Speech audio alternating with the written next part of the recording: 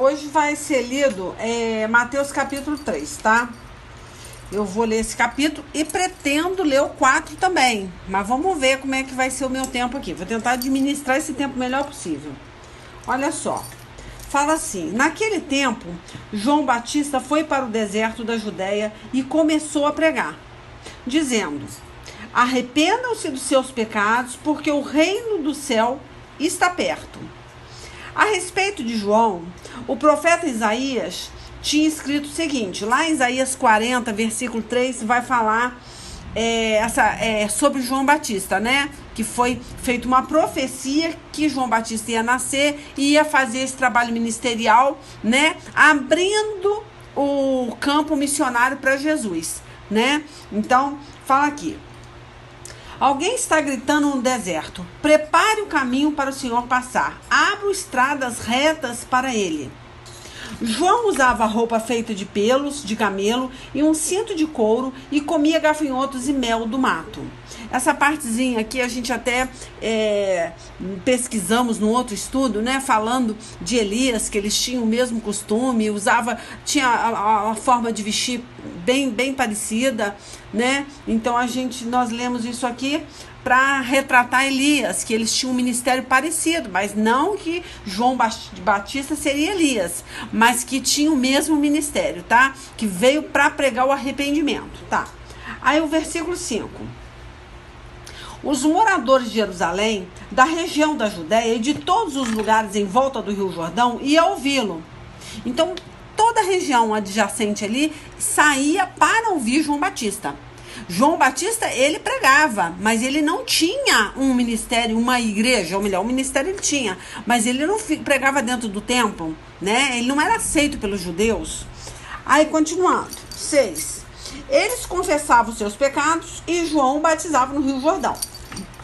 Mas as pessoas sempre ficavam entaladas com esse batismo, porque os fariseus não aceitavam que ele tinha essa autoridade para batizar. Não entendia por que ele batizava as pessoas se ele não era um sacerdote de dentro da igreja.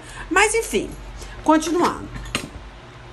Quando João viu que muitos fariseus e saduceus vinham para serem batizados por ele, disse: ninhada de cobras venenosas, quem disse que vocês escaparão do terrível castigo que Deus vai mandar? Façam coisas que mostrem que vocês se arrependeram dos seus pecados. Então ele se dirigia às pessoas, vamos falar crente, mas as pessoas que pregavam dentro dos templos, que frequentavam os templos, né? E ele chamava de ninhadas de cobras. São pessoas que ele falava assim, né? Que receberiam o castigo de Deus, né? Olha só, façam coisas que mostrem que vocês se arrependeram dos seus pecados. E não digam uns para os outros: Abraão é nosso antepassado.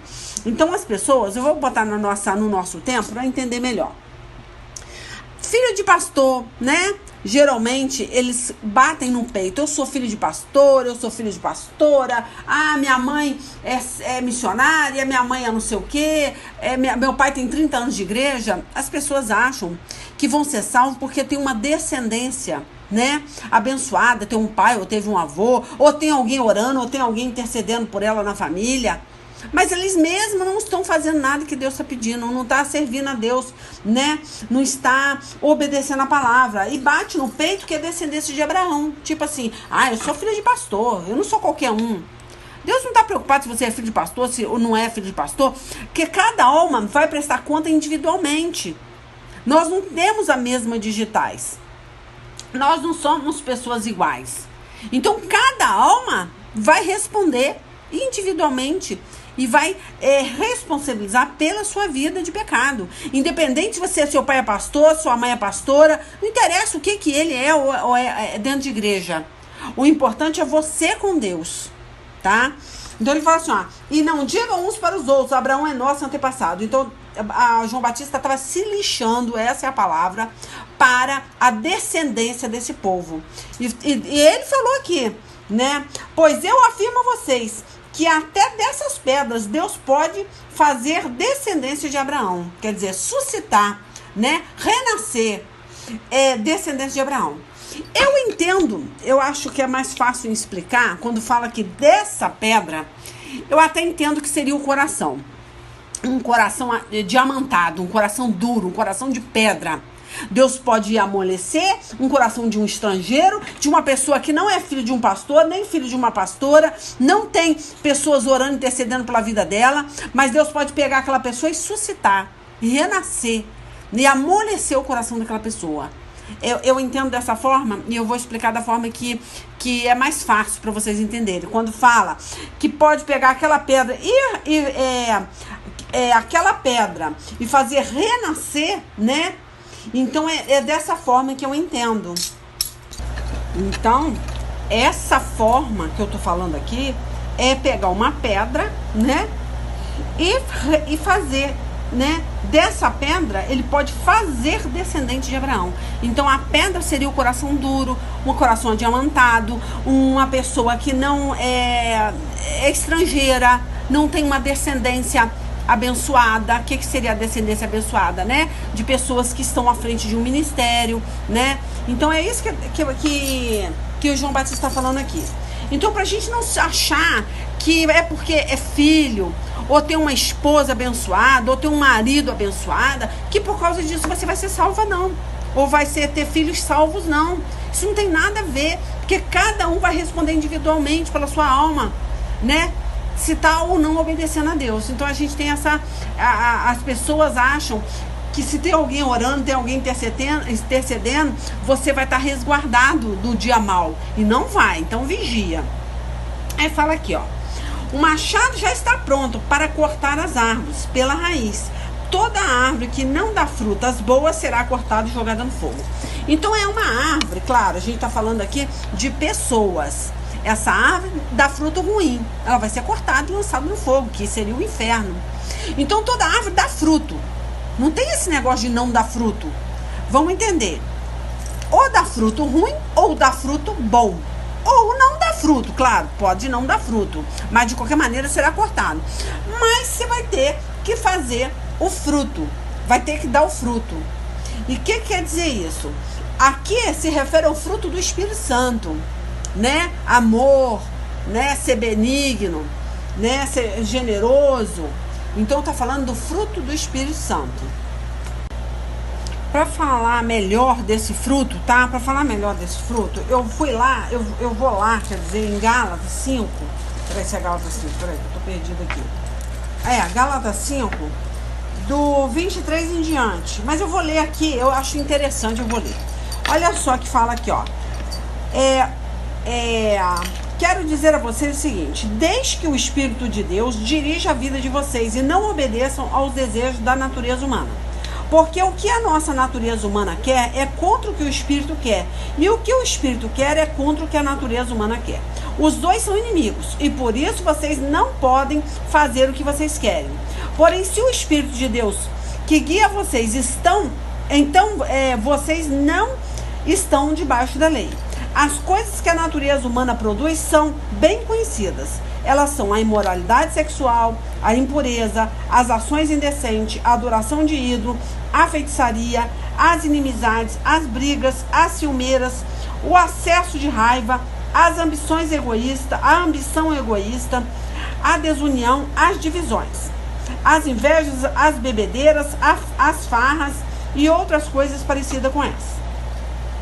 Repito o que já disse. O que fazem essas coisas não receberão o reino de Deus. Tá?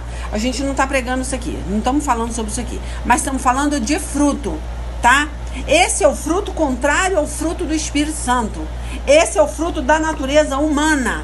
Tá? E depois vocês vão lá em Gálatas 5. Aí vocês começam a ler até do 18 em diante. Eu li do 16 em diante para ficar mais claro. Agora olha só. 21. Ó. 21 não, 20, ó. Aí fala, né, a adoração de ídolos, as feitiçarias, as inimizades, as brigas, ciumeiro, o acesso de raiva, as ambições, tal. Aí vem, repito o que já disse, os que fazem essas coisas não receberão o reino de Deus. Agora, mas o Espírito de Deus produz o quê? Esse é o fruto do Espírito Santo, tá? O amor, a alegria, a paz, a paciência, a delicadeza, a bondade, a fidelidade, a humildade e o domínio próprio. E contra essas coisas não existe lei, tá? Então essa pessoa pertence a Cristo e ela está dando fruto do Espírito Santo. E se você não der esse fruto aqui que eu falei, final, vai ser cortado e lançado no fogo. Tem que dar fruto. Agora, se der fruto que não presta, vai ser lançado no fogo. Se não der fruto nenhum, é claro que algum fruto você vai dar. Ou que presta ou que não presta. Ou água doce ou água salgada. Não tem esse negócio de não dar fruto, né? Aí eu vou lá em Mateus 12, tá? Mateus 12. Deixa eu ir aqui. Olha, Mateus 12, olha só. Do 33 em diante, vamos lá. Fala assim, ó. Vocês só poderão ter frutas boas se tiverem uma árvore boa, né? Tá aqui. Mas se tiverem uma árvore que não presta, vocês terão frutas que não prestam. Porque é pela qualidade das frutas que sabemos se uma árvore é boa ou não presta, tá? Então é pela atitude, pela obra, né? Pelo o que a pessoa faz. Qual vida, que vida ela leva, o que ela ensina, né? Qual é o exemplo que ela dá. Aí fala assim, ó, ninhadas de cobras venenosas. Como é que vocês podem dizer essas coisas boas se são maus? Pois a boca fala do que o coração está cheio. Então aí eu entrei nessa partezinha aí que já foi falada. A boca fala o que o coração está cheio. A gente conhece uma pessoa pela boca, né? Será que se ela ligar um zap, igual eu tô ligando agora, um áudio, e começar a falar, não vai sair muita pérola, não? Tem que saber o que ela tem para falar. Porque o Espírito Santo de Deus, ela tem que estar cheia das coisas de Deus para falar. Então são frutos. Agora, se ela não estiver cheia do Espírito Santo de Deus, ela vai ficar sem saber o que falar. Mesmo com a Bíblia do lado. Mesmo lendo a Bíblia, ela não vai conseguir falar. Então, a gente quando está conversando, a gente vai conhecer aquela pessoa a partir da hora que ela abrir a boca. Quais são as palavras que você ouve, né? Desse seu conselheiro aí que você tem do lado, do seu amigo, da sua amiga, da sua mulher. Você vai saber o que tem no coração dela. É fácil conhecer o coração de uma pessoa. Não tem esse negócio de que coração é terra que ninguém pisa, né? Ditado antigo de mãe, de avó. Fala, coração dos outros é terra que ninguém pisa. Não. Pisa sim. A gente pisa e a gente conhece aquele solo ali a partir da hora que aquela pessoa metralha palavras. A hora que ela começa a falar, né? Então aí tem que saber. Porque aí você começa a ouvir, você começa a prestar atenção. Não, essa pessoa não tem fruto bom. Só fala besteira, só tem palavra negativa, só fala besteira, só sabe fazer fofoca da vida dos outros, só sabe amaldiçoar dos outros. Então, aquele fruto ele tá podre, tá? Então essa terra não vai germinar nada que presta, não vale a pena conviver, estar do lado de uma pessoa que tem fruto ruim, tá?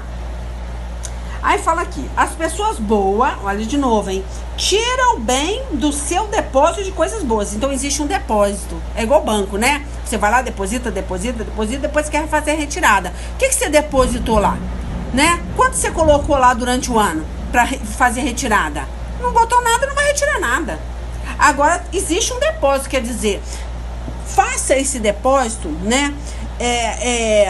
De coisas boas, se alimente de coisas boas, alimente mais o espírito, deixa a carne para lá. Tudo que faz parte da carne, não alimente, porque se você alimentar demais a carne, não vai conseguir sair da estaca zero, você não vai progredir. Então, alimentar o espírito. Então, existe um depósito de coisas boas e a pessoa má tira o mal do seu depósito de coisas más. Então, existe o depósito de coisas más. Então, o que tá lendo, o que tá vendo, né? Fica fazendo o que na internet, né? Vendo pornografia, qual o livro que você tá lendo, com quem que você anda conversando. Então, é interessante você ver o que você tá colocando para dentro da sua mente, para dentro do seu coração, para que depois não saia besteira. Se só vê política, vai falar só sobre política. Se vê só novela, vai falar só sobre novela. Se vê só pornografia, só vai pensar em pornografia, né? Então é isso que Deus está falando aqui. Ó, eu afirmo a vocês que no dia do juízo, cada pessoa vai prestar conta de toda palavra inútil que falou. Então não podemos usar a boca para falar coisas inúteis, coisas que não vai edificar ninguém. Porque as suas palavras vão servir para julgar se você é inocente ou culpado. Olha que interessante. A sua palavra vai te julgar. Então a gente tem que prestar muito bem atenção, prestar muita atenção o que está falando. Porque Deus vai te condenar porque você só alimentou, só depositou coisa ruim, só se alimentou de coisa que não presta. Aí não tem como. Não tem como, você vai responder pelo que você fala, tá? Então é muito importante abrir a boca e ver o que tá falando, tá? Porque a gente conhece o fruto pela boca, pelo que ela fala, tá bom? Aí o versículo 11 de Mateus 3, tô voltando aqui, tá? Ó, de Mateus 3, fala assim, ó. João Batista falando, ó. Eu os batizo com água para mostrar que vocês se arrependeram dos seus pecados. Mas aquele que virá depois de mim os batizará com o Espírito Santo e fogo. Quem é essa pessoa que vem após João Batista? É Jesus, né? João Batista está abrindo esse caminho, esse ministério para Jesus, né, começar a obra, tá? E ele fala que essa pessoa que vem após ele vai batizar com o Espírito Santo e fogo. Como assim? Quer dizer que tem muita gente aí que vai lá, entra numa igreja, aceita Jesus como Salvador, mas não vive a palavra de Jesus, não deposita nada que presta no coração, continua com a boca podre, continua com o coração ruim, continua dando fruto podre, e ela acha que ela foi batizada. Tá bom, ela tomou um banho de piscina ali, ela entende que ela foi batizada e que ela está salva. Não está salva e não foi batizada. Ela só tomou o banho de piscina, ela só lavou a carne, né? Só o exterior. Mas o espírito, a mente não foi lavada. Então, quem pode batizar, ele está falando aqui. Eu posso até, foi o que ele falou para os fariseus aqui. Ó, eu posso até te dar um banho de Rio Jordão. Mas fazer descer o Espírito Santo sobre a sua vida, filho, eu não posso. Isso eu não tenho poder. Então é a mesma coisa, eu não tenho um microfone para pregar. Mas eu estou aqui pregando, pela misericórdia de Deus. Então não importa o seu conhecimento, se você tem um microfone ou não na mão, tá? Não importa, o importa é se você é batizado com o Espírito Santo. Se é o Espírito Santo de Deus que está te usando, olha só. Você só vai me ouvir se eu tiver o Espírito Santo de Deus. Se eu não tiver, você não vai ouvir. Vai ser realmente uma folha na ventania, tá? Tem muito pregador aí, muito bom, mas não convence ninguém do pecado, porque não tem o Espírito Santo. E ele fala aqui, quem pode, João Batista falando, quem pode batizar de verdade mesmo é Jesus. E esse batismo não é um banho de Rio Jordão, não é um banho de piscina dentro da igreja. É o Espírito Santo de Deus falar, esse é o meu escolhido, esse é o batizo, né? Isso que é importante, né? Esse é o batismo com o Espírito Santo e fogo, olha só. Aí sim, aí você vai ser realmente um pregador, tá?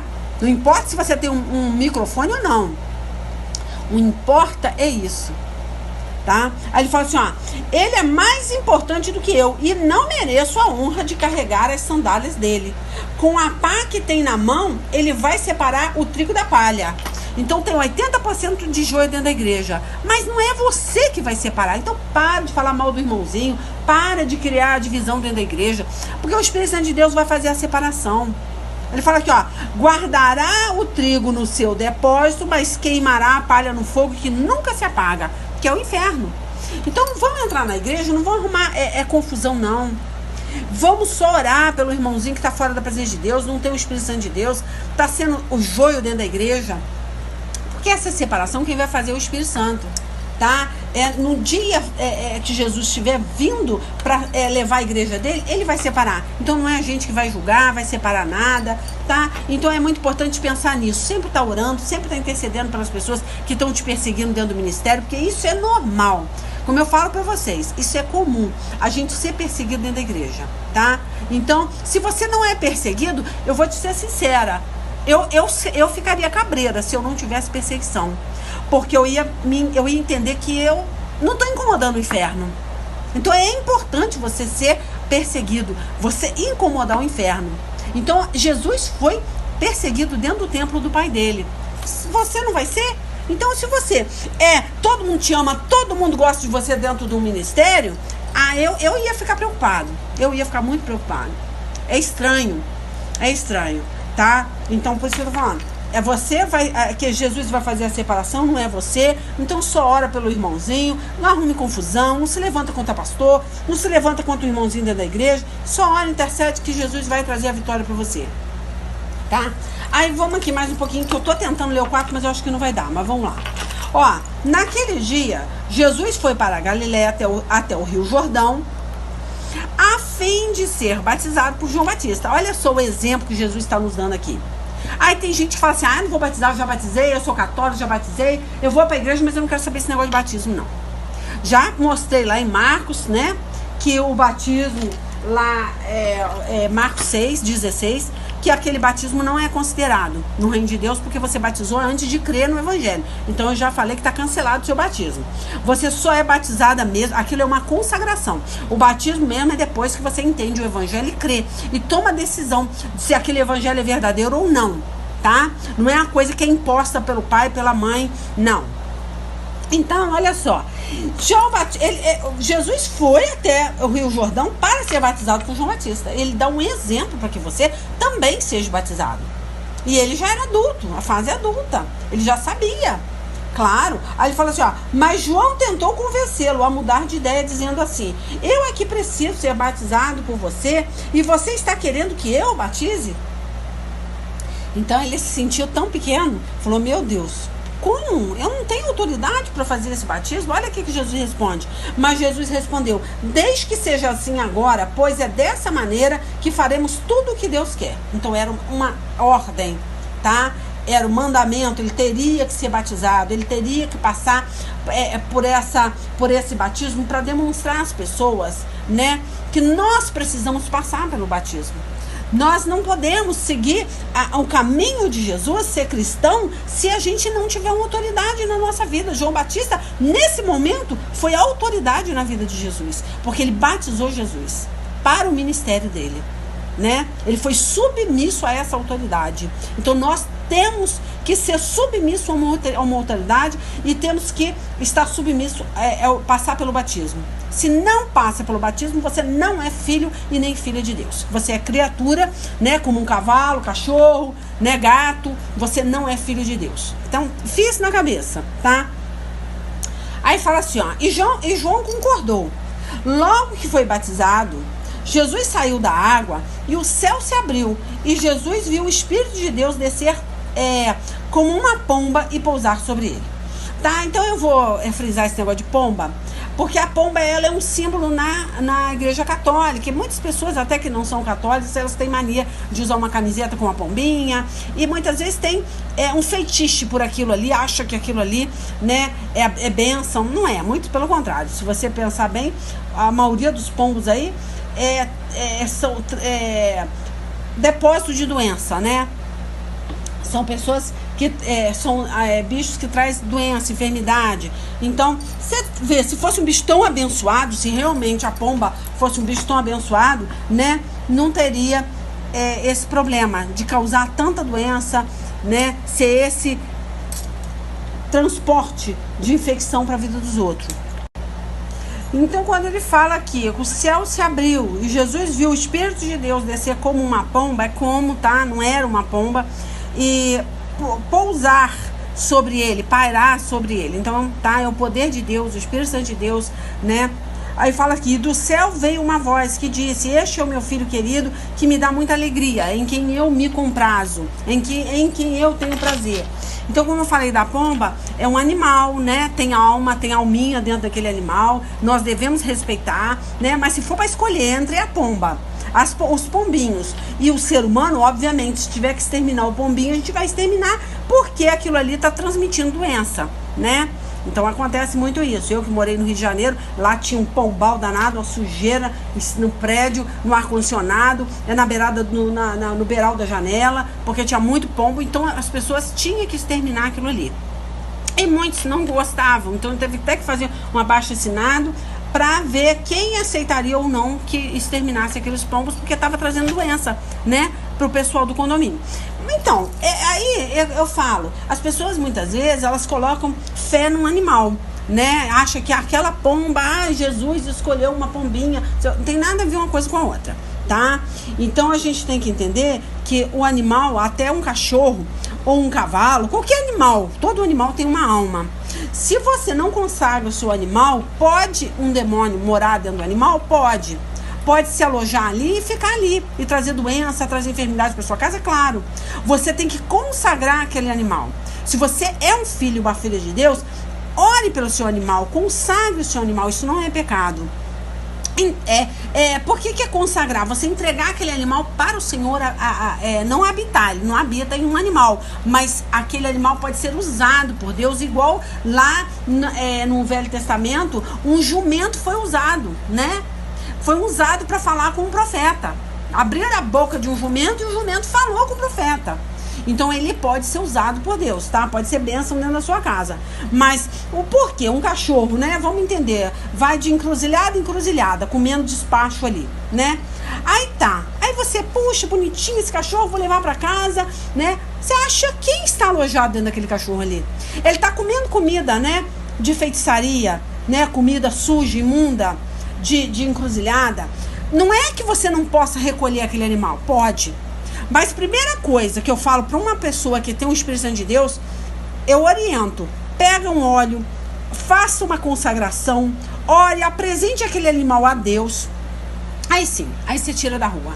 Mas não coloque dentro da tua casa de qualquer jeito não, porque dentro daquele animal existe demônios habitando ali, porque é alma, ele precisa de um corpo.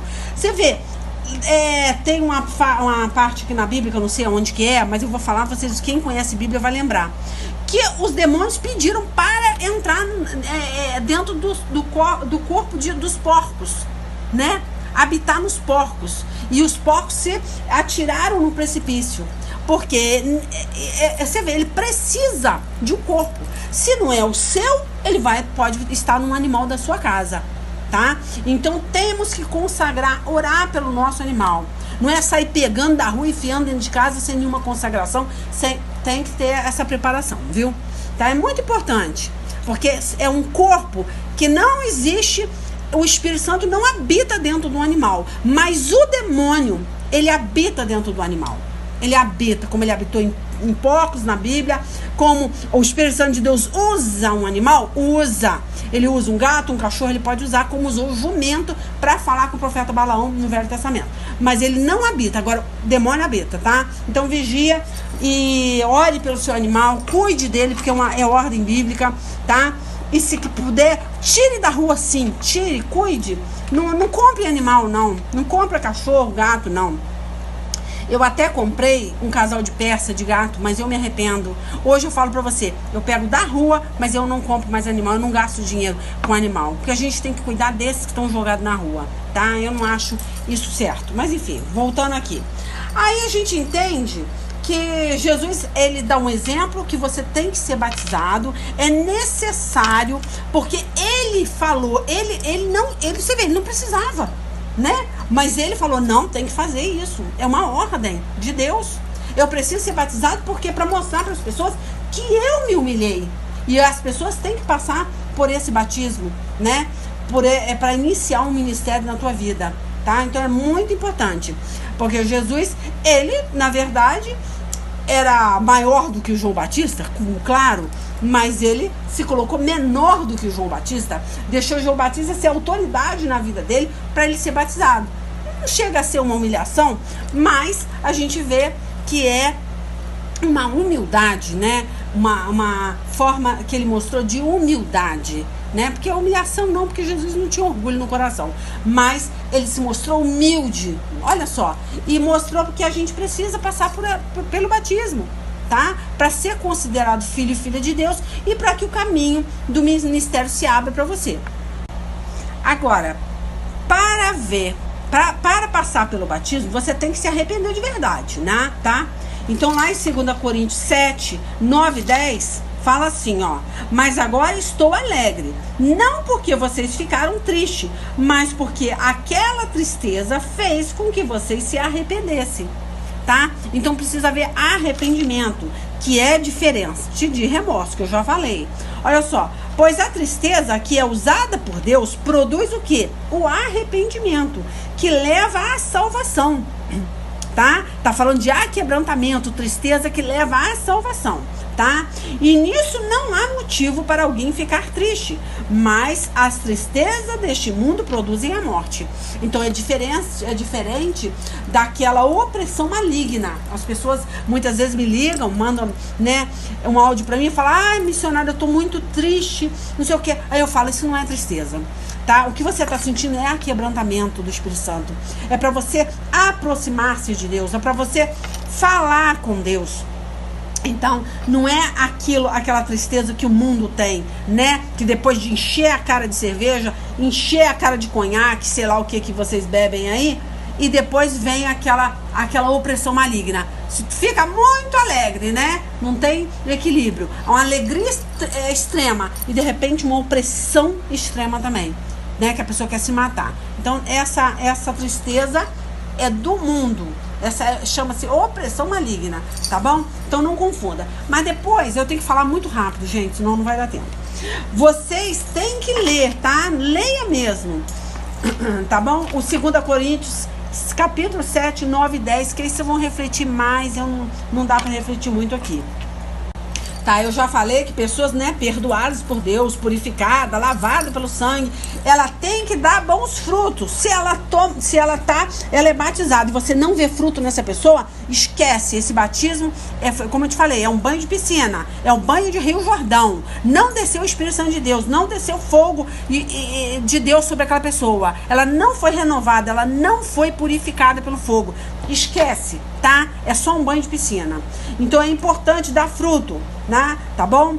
Porque Deus, ele quer ver essa figueira frutificar. Porque lá em Mateus 21, 19, Jesus secou a figueira, porque não achou fruto nela. Olha só. Então tem que dar fruto, senão você vai ser arrancado. É muito importante, muito importante isso aqui também. A gente já falei, mas vou frisar de novo, ó. Que o arrependimento, ele traz a tristeza, nós lemos lá em 2 Coríntios 7, né? Traz o arrependimento, olha só, o arrependimento traz a tristeza, tá? Do pecado cometido. Você cometeu um pecado, aí você sente aquela tristeza, tá? Então é muito importante, mas ela tem que vir acompanhada com a decisão de abandonar o pecado. Aí, se você não sente a vontade, a decisão, né, de abandonar o pecado, isso já não é arrependimento, isso é remorso, tá? Então a gente tem que buscar Deus para que Ele faça com que nós nos arrependamos dos nossos pecados. Então é muito importante, tá? Porque sozinho você não consegue se arrepender. Eu acho que eu até comentei errado, eu acho que eu falei de Marcos 6, mas não é não, tá? Eu tô lembrando aqui, é Marcos 16, que fala: quem crê e for batizado será salvo, tá? Que eu já dei esse estudo aí. Aí se vocês forem lá no YouTube, vocês vão ver essa pregação do batismo. Aí é Marcos 16, eu acho que eu falei Marcos 6, tá? Então é muito importante, tá? Eu ouvir o evangelho, crer no evangelho e tomar a decisão de batizar. Mas, como eu te falei, acompanhado do arrependimento. Outra coisa que eu preciso falar, que tem muito crente, muita pessoa que se diz batizada, nova criatura, que vai para a Santa Ceia, toma do sangue, come do corpo de Cristo, tá? Mas está tomando indignamente aquela ceia. Isso também, falo para você, é pecado, isso traz maldição para sua vida. Então vigia, se realmente vocês não estão vivendo o evangelho, não participe da Santa Ceia. Passou pelas águas, mas está em pecado? Não participe, que isso vai trazer maldição, tá? Então não é o batismo, como eu te falei, não é um ritual, tá? É o sangue de Cristo que te purifica.